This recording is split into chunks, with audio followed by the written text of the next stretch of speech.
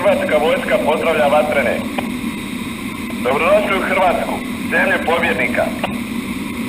Hrvatsko ratno zrakoplovstvo zahvaljuje na časti da prvi dočeka pobjednike na povratku u domovinu.